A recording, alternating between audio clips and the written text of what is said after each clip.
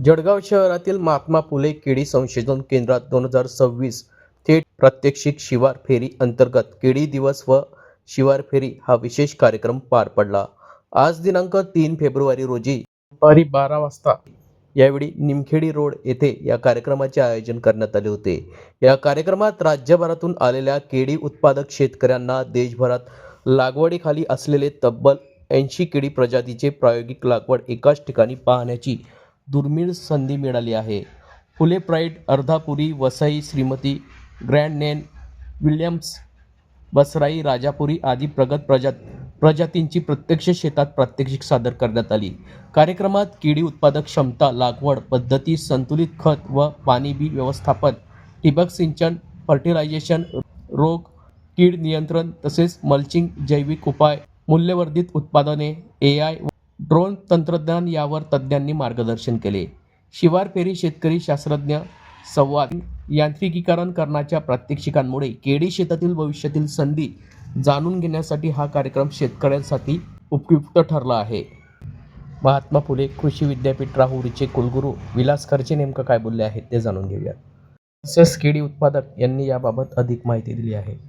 महात्मा फुले कृषी विद्यापीठांतर्गत जळगाव येथील केळी संशोधन केंद्रावर या ठिकाणी फुले कृषी महोत्सवाचं आयोजन हे आज करण्यात आलेलं आहे आणि यामध्ये आपल्या केळीचं जास्त क्षेत्र असणाऱ्या जिल्ह्यांचे मोठ्या संख्येने शेतकरी उपस्थित आहेत आणि तज्ञ देखील या ठिकाणी डॉक्टर के बी पाटील साहेब आहेत आणि विद्यापीठाचे भोसले साहेब आणि त्यांची संपूर्ण चमू असे सर्व शास्त्रज्ञ आहेत आणि मोठ्या संख्येने शेतकरी शास्त्रज्ञ मंच आपण केळीसाठी जो केलाय ते शेतकरी आहेत आणि बनाना ग्रोईंग फार्मर्स आपले सर्व जे राज्यातले आहे ते निरनिराळ्या क्षेत्रामधून या ठिकाणी आलेले आहेत।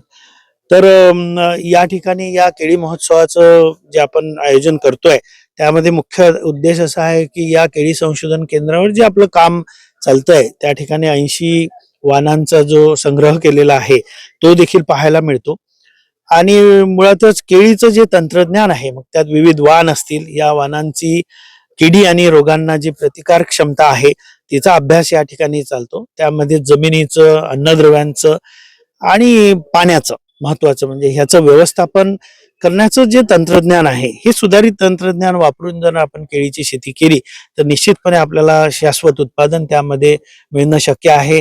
उत्पादनाची प्रत त्यामध्ये आपल्याला चांगलं करता येणं शक्य आहे। केळीसारखं पीक अत्यंत महत्वाचं हे नगदी पीक आहे आणि या भागातील अत्यंत महत्वाचं असं हे पीक असल्यामुळे या ठिकाणी नियमितपणे आता महात्मा फुले कृषी विद्यापीठ हे फेब्रुवारी महिन्यामध्ये याचं आयोजन इथून पुढे करणार आहे आणि या माध्यमातून अनेक शेतकरी बांधवांना इथं आज महत्वाचं शिवार फेरी आणि प्रदर्शनी आणि तज्ञांचं मार्गदर्शन असा हा उपक्रम या ठिकाणी आहे। तसेच केळी उत्पादक शेतकरी गोपाळ पाटील यांनी अधिक माहिती दिली। या ठिकाणी आपण हे प्रदर्शन बघायला देखील आलेले आहे। आम्ही इथे आल्यानंतर आम्हाला सर्व वेगवेगळ्या प्रकारच्या व्हरायटी बघायला मिळाल्या। केळीमध्ये जवळपास 80 प्रकारच्या प्रजाती आहेत ते या ठिकाणी आम्हाला बघायला मिळाल्या। त्यानंतर जे नियोजन होतं स्टाफचं ते अतिशय सुंदर प्रकारे केलेलं आणि मेन म्हणजे एकाच प्लॅटफॉर्मवर इतक्या सर्व केळीच्या व्हरायट्या या शेतकरी म्हणून आम्ही कधी बघायला जाऊ शकत नाही।